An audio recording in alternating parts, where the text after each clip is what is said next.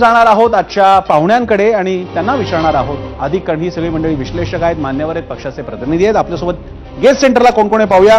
आपल्यासोबत असतील गजानन काळे, नवी मुंबईचे मनसे प्रमुख आणि मागच्या खेपेला ते विधानसभासाठी उमेदवार सुद्धा होते. अनिश गाढवे, शिवसेना उद्धव बाळासाहेब ठाकरे पक्षाचे नेते आणि प्रवक्ते. मृणालिनी नानिवडेकर, राजकीय विश्लेषक. विश्वास पाठक, भाजपचे प्रवक्ते. अतुल लोंढे, काँग्रेसचे मुख्य प्रवक्ते आणि नेते. आणि सतीश वळंजू, की जे दोन्ही शिवसेना एकत्र येण्याच्या एकाच ध्येयाने पछाडून ज्यांनी अनेक वर्ष सध्या काम केलेलं आहे ते सतीश वळंजू सुद्धा. सगळ्यांचं स्वागत. मी पहिल्यांदा कार्यक्रमाचा एक टोन सेट करायला पहिल्यांदा सगळ्यांची बेसिक प्रतिक्रिया मी घेणार आहे. मी पहिल्यांदा जातो मनसेच्या गजानन काळे यांच्याकडे. गजानन काळे, हा प्रश्न कालही मी आपल्या चर्चेत संदीप देशपांडेंना विचारला होता. ठाकरे ब्रँड राज ठाकरेंनीच मोठा केला आणि सांभाळला आहे. उद्धव ठाकरेंनी आता प्रतिसाद द्यावा, प्रपोजल द्यावं युतीचं. तुम्हाला असं नाही वाटत की आता या क्षणाला दोन भावांचं बोलणं सुरू असताना जेव्हा या कमेंट्स येतात त्या थोड्या नकारात्मक वाटू शकतात? विनायक नाही, सॉरी गजानन, गजानन सॉरी गजानन. मुळात मला वाटतं आजच्या प्रश्नाचा जो रोख आहे की ठाकरे ब्रँड कुणामुळे, या प्रश्नाचं उत्तर मला वाटतं पुण्याला नुकतीच आदरणीय राजसाहेब ठाकरे यांची मुलाखत झाली. त्याही वेळी हा प्रश्न सन्माननीय राजसाहेबांना विचारण्यात आला होता. त्यांनी तो वारसा प्रबोधनकार ठाकरेंपासून सांगितला. तो अगदी वंदनीय बाळासाहेब असतील, श्रीकांत ठाकरे साहेब असतील आणि उद्धव ठाकरे आणि राजसाहेब ठाकरे. मला वाटतं हा काही वादच असू शकत नाही मुळात की ठाकरे वारसा, हा वारसा दोघांचाही आहे. तो पुढच्या पिढीला आदित्य ठाकरे आणि अमितसाहेब ठाकरे. पण गजानन, ही प्रतिक्रिया ही तुम्ही आता ही जी प्रतिक्रिया मांडताय ना गजानन, ही एवढी बॅलन्स प्रतिक्रिया कालपासून ऐकायला नाही मिळते. आज आम्ही काय ऐकलं? ठाकरे ब्रँड कुणाचा? राज ठाकरेंनी ठाकरे ब्रँड मोठा केला. उद्धव ठाकरेंनी फोन करावा, उद्धव ठाकरेंनी प्रपोजल पाठवावं. मला ठाकरे ब्रँड नेमकं काय, ठाकरे ब्रँड काय म्हणजे ज्या ज्यावेळी या महाराष्ट्राच्या हिताचा विषय असतो, ज्या ज्यावेळी मराठी माणसाचा विषय असतो, मराठी भाषेचा विषय असतो, ज्या ज्यावेळी धर्माभिमानी आणि हिंदुत्वाचा विषय असतो, त्या त्यावेळी भूमिका घेणं हाच म्हणजे ठाकरे ब्रँड ना. मी अनिश गाढवेंना हीच प्रतिक्रिया विचारतो. अनिश गाढवे सुद्धा आपल्यासोबत आहे. मी मगाशी म्हणालो तसं चर्चेचा एक पहिल्यांदा टोन सेट करायला मी सगळ्या प्रतिक्रिया घेणार आहे. अनिश गाढवे, मला दोन प्रश्न आहेत तुम्हाला. एक, या क्षणी ठाण्यामध्ये काय वातावरण आहे तुमच्या म्हणजे मनसैनिकांमध्ये आणि शिवसेना ठाकरे सैनिकांमध्ये? आणि ते जे म्हणतात की आता तरी हिंदुत्वाचा हा वैचारिक वारसा जपताना राज ठाकरे दिसत आहेत, याबद्दल आपलं काय म्हणणं आहे? सर्वात प्रथम उत्तर तुमचं ठाण्याविषयीच्या प्रश्नाविषयी देतो. ठाण्यामध्ये मनसैनिक आणि शिवसैनिकांमध्ये कधीही या अगोदरही वितुष्ट आलं नव्हतं. मधले एक दोन दिवसांचे प्रसंग सोडले तर, जो बीडमध्ये एक प्रसंग घडला आणि त्यानंतर ठाण्यातल्या प्रतिक्रिया आणि त्यानंतरचं वातावरण. पण ठाण्यामध्ये मनसैनिक, महाराष्ट्र सैनिक आणि शिवसैनिक हे कायम. ठाण्यामध्ये गजाननजीतचा नवी मुंबई हा मतदारसंघ सुद्धा येतो आणि संबंध मीरा भाईंदर पर्यंत पट्टा येतो.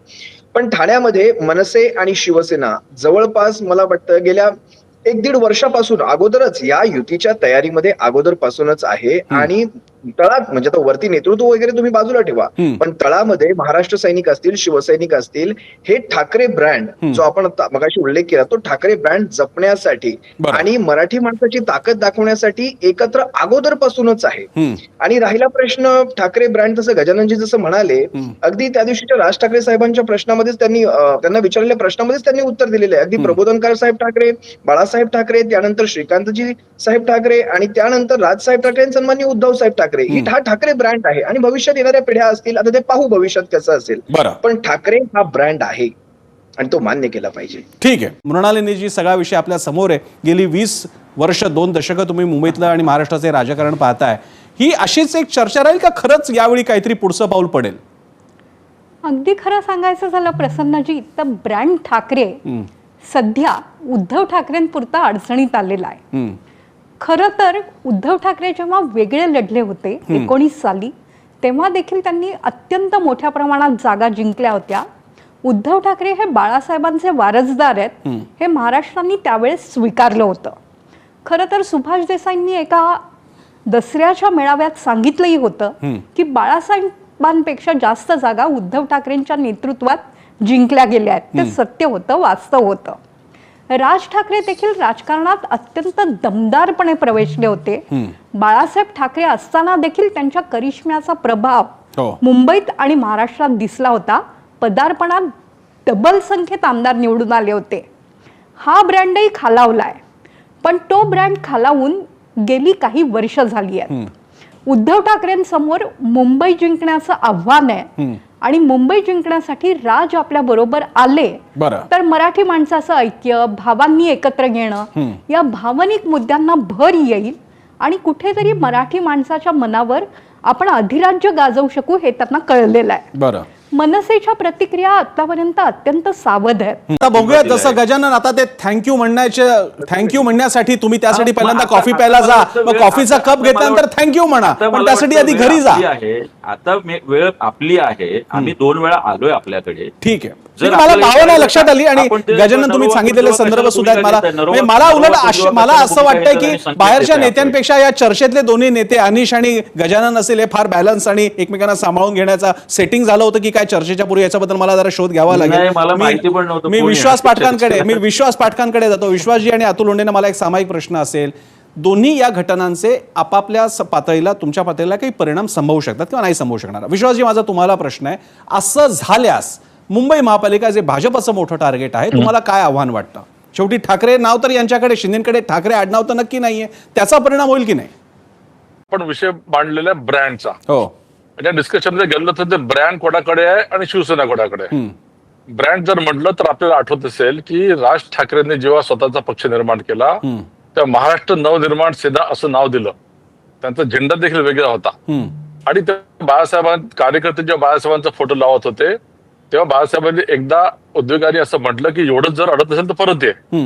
तेव्हापासून राज ठाकरेंनी आपला राज ठाकरे बाळासाहेबांचा फोटो लावणं बंद केलं आणि ते आज ताग्यात हेच सिद्ध करतात की मी विदाऊट ठाकरे ब्रँड मी स्वतः देखील उभा राहू शकतो. आणि मुळात त्यांनी म्हटलं त्याप्रमाणे त्यांचा तो प्रयत्न चालू आहे. आता राहिला उद्धव ठाकरेचा. उद्धव ठाकरेंकडे तो ब्रँड आहे का? तो नक्कीच नाहीये. आता गल्लत अशी आहे की शिवसेना वेगळी आहे आणि ठाकरे ब्रँड वेगळा आहे. शिवसेना कोणाकडे आहे? शिवसेना ही एकनाथ शिंदेकडे आहे, हे कायद्याने देखील सिद्ध झालेलं आहे. मग इलेक्शन कमिशन असो किंवा कोर्टाने देखील आजपर्यंत नाकारलेले आहेत, म्हणून तेच त्यांच्याकडे आहे. त्यामुळे शिवसेना कोणाचे? एकनाथ शिंदेकडे. ब्रँड हा जो विषय सध्या ब्रँड 0 आहे आणि जे काही बाळासाहेबांचे विचार आहे ते एकनाथ शिंदेच्या सरकारच्या माध्यमातून ते चालू आहे. त्यामुळे दोघांनी तसा की आता अधिकार राहिलेला नाहीये. बरं, हा हे फार मोठं विधान ठरलं की दोघांनाही आता ठाकरे ब्रँडवर बोलायचा अधिकार राहिला नाही, कारण ठाकरे ब्रँड पर्यायानं शिवसेना म्हणजेच बाळासाहेब ठाकरे ज्या शिवसेनेचे प्रमुख प्रवर्तक संस्थापक होते ती शिंदेकडे. मी पुन्हा एकदा मी अनिश यांच्याकडे जातो. अनिश, आता मनसेचं पुढचं म्हणणं आहे की आता झाले फोन वगैरे झाले, काय गप्पा टप्पा जे काही एकत्र येण्याचे गोडवे गायचे होते ते गायलेले आहेत. आता मात्र प्रपोजल पाहिजे आणि त्या बाबतीत 2-2दा संदीप देशपांडे म्हणालेले 2014ला आमचं तोंड पोळलं, 2017ला पोळलं. आधी चर्चा एकत्र येण्याची होती, नंतर आमचे एबी फॉर्म लटकले आणि आम्हीच तोंडघशी पडलो. त्यामुळे थोडी कटुता आहे अनिश तिकडे. मनसेच्या मनातली ही कटुता, हा अविश्वास आणि पर्यायानं ते म्हणतात की उद्धव ठाकरेंनी आता प्रस्ताव द्यावा, या बाबतीत एक शिवसैनिक म्हणून आपल्याला काय वाटतं? अगदी त्यापूर्वी मी एका भाजपाच्या सन्माननीय प्रवक्त्यांचं मी एक उत्तर देऊ इच्छितो की भाजपाने ठरवू नये की ठाकरे ब्रँड हा कुणाचा आणि भाजपाने ठरवू नये की ठाकरेंची ताकद काय वगैरे, जाऊ दे, त्या विषयात जात नाही. आता मी येतो आपल्या प्रश्नावर. बघा, लक्षात घ्या, मगाशीच सन्माननीय शिवसेना मुख्य प्रवक्ते संजय राऊत साहेबांनी एक गोष्ट स्पष्ट केली की तुम्हाला काय माहिती की फोन झालेत की नाही झालेत. कदाचित फोन झालेही असतील, कदाचित आपसात चर्चा चालूही असतील, कदाचित पुढच्या सोमवारपर्यंत, मंगळवारपर्यंत या गोष्टीवर काही ना काहीतरी तुम्हाला एक फायनल अपडेटही मिळालेला असेल. आज सन्माननीय उद्धव साहेबांची जर आपण पत्रकार परिषद पाहिली तर त्यांनी काय सांगितलं, मी आता चर्चा करणार नाही, तुम्हाला थेट बातमीच देतो की काय म्हणाले, तुम्ही जरा ह्या गोष्टींकडे पण बारकाईने पाहिलं पाहिजे. आणि त्यांनी थेट सांगितलं की मी बातमी देतो. आता बातमी देतो याचा अर्थ आता मीडियाने आपापल्या पद्धतीने लावू शकतात, पण आमच्या पद्धतीने आम्ही स्पष्ट सांगतो. त्यांनी एक ज्यावेळेस उच्चार केला की महाराष्ट्रातल्या जनतेच्या मनात जे आहे तेच घडणार आहे. आणि सन्माननीय राजसाहेबांची सुद्धा, किंवा राजसाहेबांनी जरी तशी स्पष्ट भूमिका अजून व्यक्त केली नसलेली तरी सुद्धा अमित ठाकरे साहेबांचं जर आपण कालचं स्टेटमेंट पाहाल तर ते काय म्हणाले, काकांशी बोलतील ते आणि हे जे आहे ते काकांना सांगतील, काका ठरवतील. याचा अर्थ अमित ठाकरे साहेबांचं हे स्टेटमेंट फार महत्वाचं आहे, कालचं स्टेटमेंट.